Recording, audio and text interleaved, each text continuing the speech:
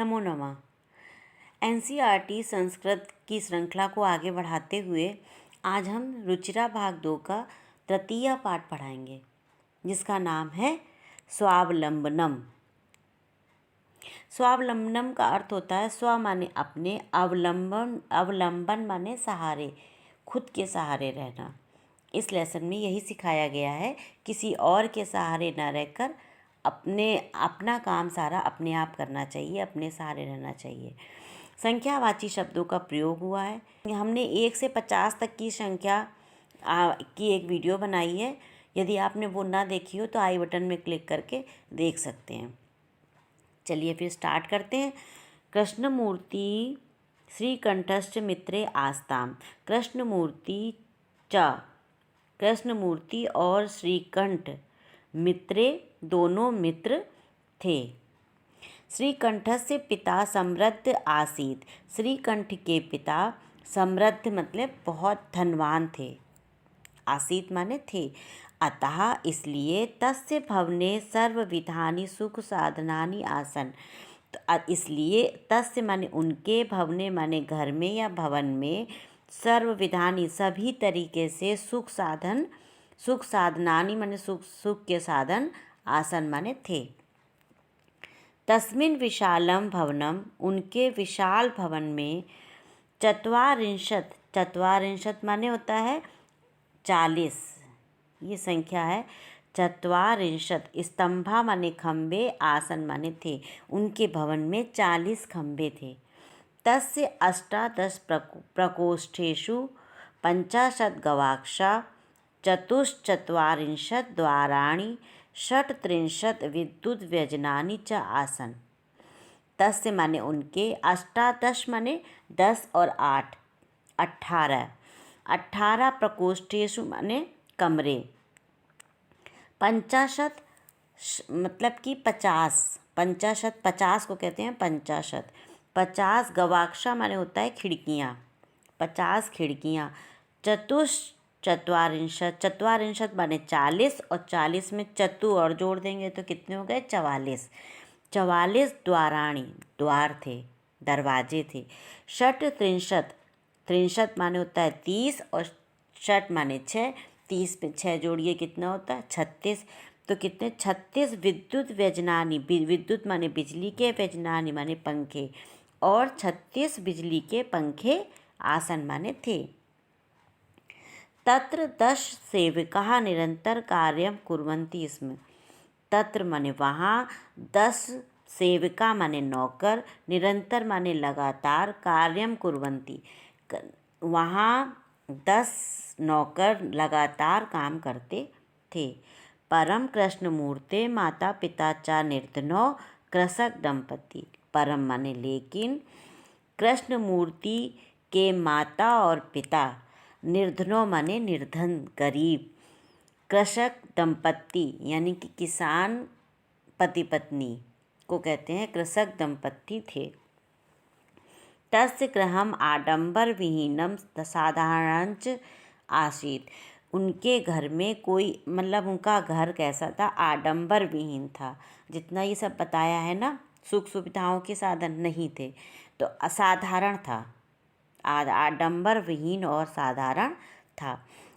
एकदा श्रीकंठा तेन सह प्रातः नववादने तस्य गृहम् आगच्छत्। एक बार श्रीकंठ तेन सह माने अपने माता पिता के साथ, तेन सह प्रातः नववादने मतलब 9 बजे, तस्य उसके घर, आगच्छत् आया। तस्य कृष्णमूर्ति तस्य माता पिता च स्वशक्त्या श्रीकंठस्य आतिथ्यम अकुर्वन्। उसके माता और पिता का स्वशक्त्या अपनी सामर्थ्य के साथ, अनुसार, अपनी शक्ति के अनुसार श्रीकंठ का आतिथ्य माने स्वागत सत्कार किया, अकुर्वन् माने किया। एतद् दृष्ट्वा श्रीकंठा अकथयत्। एतद् माने यह, दृष्ट्वा माने देखकर, श्रीकंठा अकथयत् माने बोला, कहा। श्रीकंठ ने कहा, मित्र, अहम भवताम सत्कारेण संतुष्टो अस्मि। अहम माने मैं, अभवताम माने तुम्हारे, आपके, सत्कारेण सत्कार से, संतुष्ट अस्मि संतुष्ट हूँ। केवलम इदमेव मम दुखम यत् तव गृहम एको अपि भृत्या नास्ति। केवल इदम एव यही, यह ही, एव मन ही, यही मम मुझे दुखम दुख है, यत माने की, तब तुम्हारे, ग्रहम माने घर में, एको अपि माने एक भी, भृत्या माने नौकर, सेवक या नौकर, नास्ति नहीं है।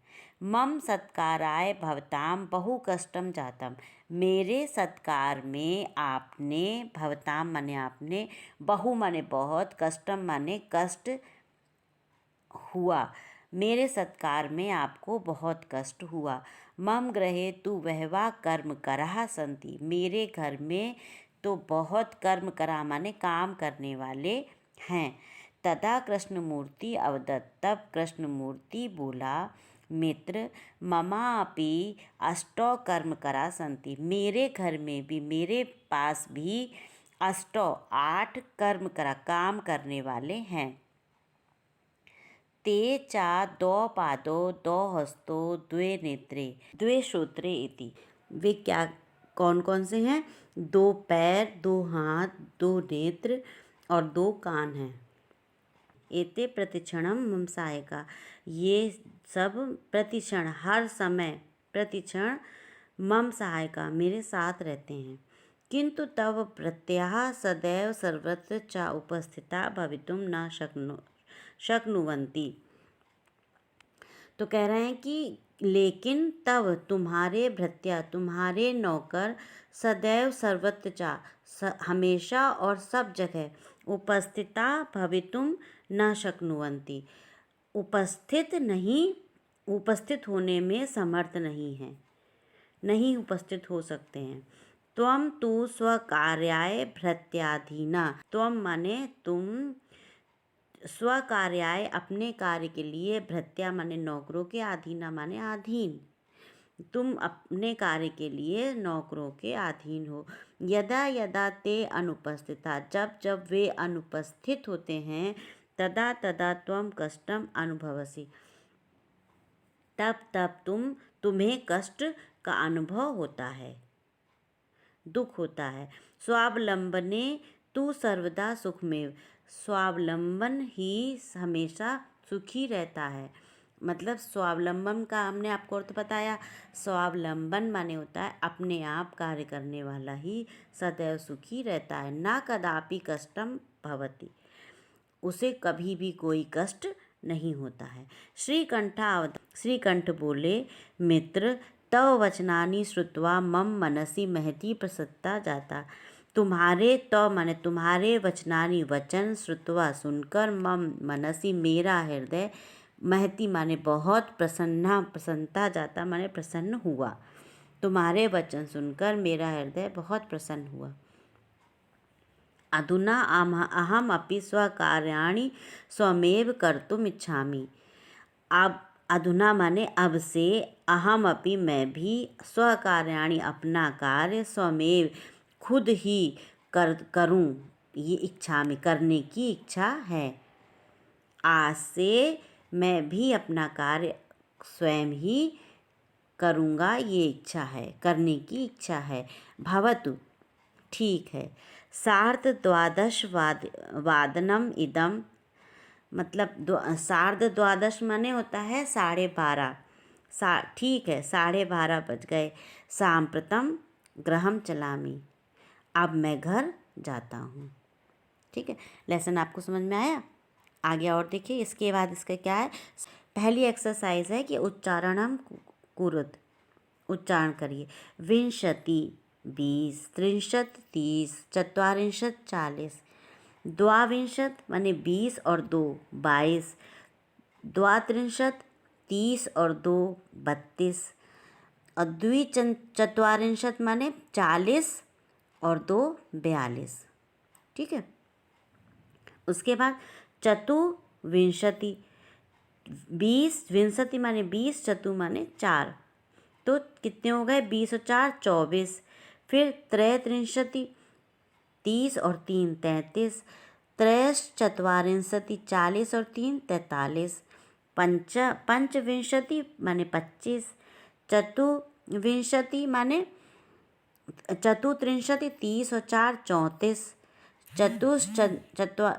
चतुश्चत्वारिंशति माने होता है 40 और 4 44, अष्टाविंशति 20 और 8 28, अष्टात्रिंशति 30 और 8 38, सप्तचत्वारिंशति माने होता है 7 और 40, कितने हो गए 47, नवविंशति 29, नवत्रिंशति 39, पंचाशत माने होता है 50। ठीक है, इस तरीके से इसकी हमने एक वीडियो डाली है, 50 तक की गणना की, आई बटन में क्लिक करके आप उसको देख सकते हैं।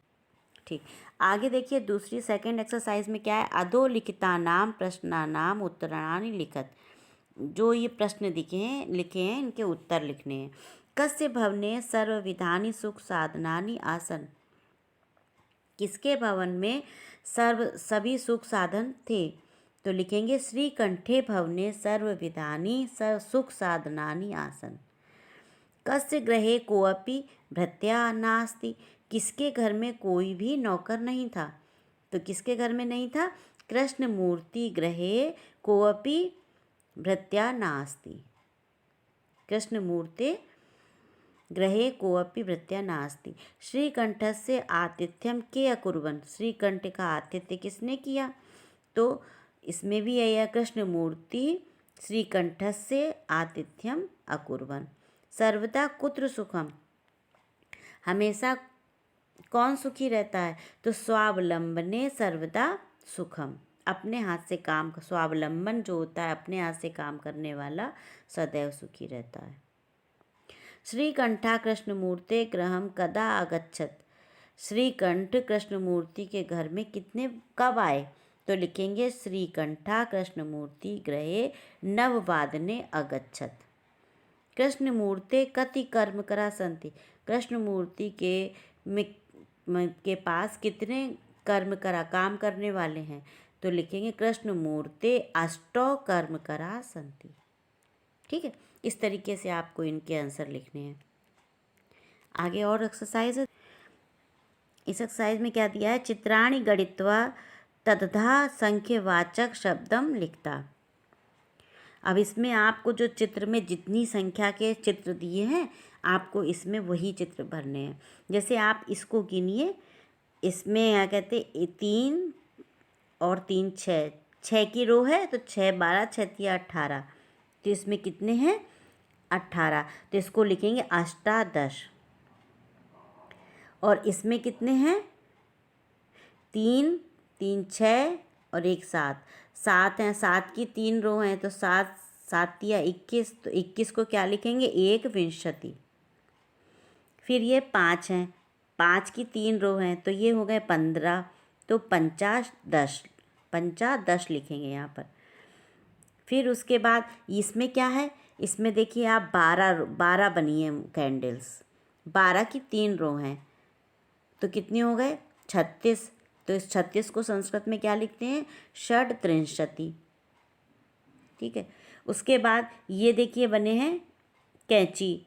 अब ये कितनी बनी 1 2 3 4 5 6 की 4 रो हैं, तो कितनी हो गई 24, तो इस 24 को संस्कृत में क्या लिखेंगे चतुर्विंशति।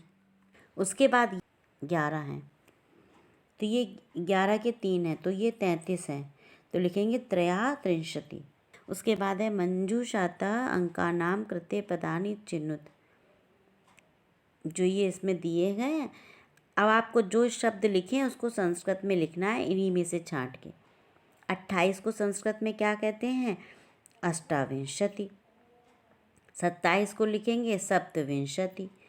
30 को लिखेंगे त्रिंशत। 31 को लिखेंगे एक त्रिंशत। ठीक है, इस तरीके से लिखना है। लिखेंगे 24 को लिखेंगे चतुर्विंशति। 40 को लिखेंगे चत्वारिंशत। 50 को लिखेंगे पंचाशत। ठीक, आगे एक्सरसाइज में क्या है, चित्रम दृष्ट्वा मंजूषाता पदानि च प्रयुज्य वाक्यानि रचयत। अब ये चित्र को देखिए और जो इसमें ब्लॉक में ये शब्द दिए हुए हैं इनसे एक वाक्य बनाना है। इसमें एक वचन, द्विवचन और बहुवचन का प्रयोग करके उसी के अनुसार कर्ता, फिर क्रिया और कर्म, कर्ता, कर्म और क्रिया लगानी है। इसका अध्ययन आप पहले पढ़ चुके हैं, तो उसी के अनुसार से आप इसका प्रयोग करके एक वाक्य बनाइए। जैसे ये एक किसान है और हल जोत रहा है, तो उसको क्या लिखेंगे? एषः कृषकः क्षेत्रम कर्षति, या इसी में से शब्द लेंगे, एषः कृषकः क्षेत्रम कर्षति। ठीक है। फिर उसके बाद ये दो हैं, ये दो कुदाल चला रहे हैं, खोद रहे हैं, तो क्या लिखेंगे? एतो कृषको खनन कार्यम कुरुतः। जैसा करता होगा वैसे ही क्रिया आएगी। ठीक है, इस बात का आप ध्यान रखिएगा। फिर उसके बाद ये दो से ज़्यादा हैं तो ये बहुवचन का प्रयोग हुआ है, तो इसमें क्या लिखेंगे? एते कृषकः, एते कृषकः धान्यम रोपयन्ति। ये कुछ रोपाई कर रहे हैं, बीज बो रहे हैं, तो इसमें लिखेंगे एते कृषकः धान्यम रोपयन्ति। ठीक है, इस तरीके से आपको ये पूरा वह सेंटेंस बनाना है। आगे आप देखिए और क्या है इसमें है कि अधोलिखितान समय वाचकान अंकानाम पदेषु लिखित। अब आप इसको समय को लिखना है शब्दों संस्कृत में। इसकी हमने एक समय की गणना की वीडियो बनाई है, समय लेखन। यदि आपने ना देखी हो तो आई बटन में क्लिक करके देख सकते हैं। अब 10:30 को इन्होंने ये गलत लिखा हुआ है, 12:30 वादनम नहीं होगा, 10:30 वादनम होगा। ठीक है। फिर 7 को लिखते हैं सप्तवादनम। फिर 2:30 ढाई को बोलते हैं सार्धद्विवादनम। फिर 11 को लिखते हैं एकादश वादनम। 4:30 को बोलते हैं सार्धचतुर्वादनम। फिर 1:30 को कहते हैं सार्ध-एक वादनम। फिर उसके बाद 5 को कहते हैं पंचवादनम। 3:30 को बोलते हैं सार्ध-त्रिवादनम। 9 को कहते हैं नववादनम।